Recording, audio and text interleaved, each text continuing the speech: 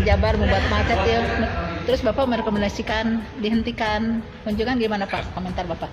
Ya, jadi dengan perhatikan dari permasalahan-permasalahan yang disampaikan warga, pertama saya prihatin ya dengan kondisi yang memang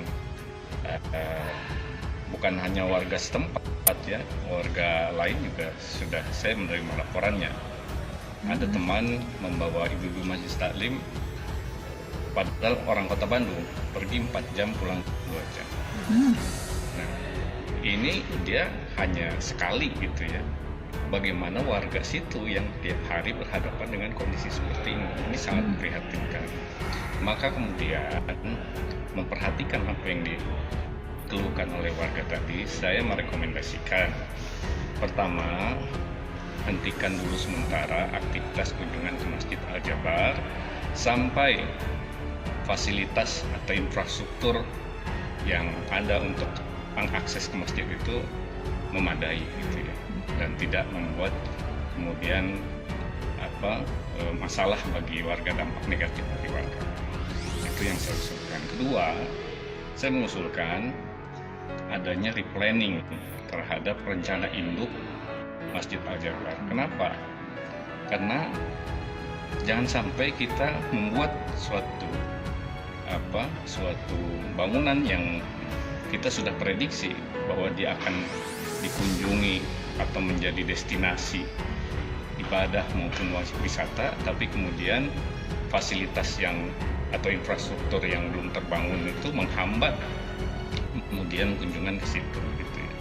Jadi harus diperhatikan juga prioritas-prioritas pembangunannya gitu ya, supaya semua nyaman dan tidak berdampak negatif bagi warga gitu ya. Dan kemudian yang saya usulkan juga yang perhatikan anggarannya gitu ya. Karena bagaimanapun ini proyek strategis tapi buat provinsi gitu ya. Tapi kalau anggarannya kemudian dibebankan ke Kota Bandung, dan sebelumnya juga di pembahasan anggaran, kebetulan saya diamanahi benar anggaran, tidak ada kami pembahasan tentang bagaimana membangun infrastruktur di situ, kan tidak mungkin, dan tidak mungkin juga cepat gitu ya, karena anggaran itu ada siklusnya ya. Siklusnya itu setahun paling banter 2 kali ada, yaitu anggaran murni dan perubahan ya. Sementara dengan jumlah anggaran yang harusnya besar gitu ya, kita juga di perubahan juga susah gitu ya untuk menganggarkan yang besar-besar seperti itu gitu ya. Harusnya provinsi ya? Harusnya provinsi.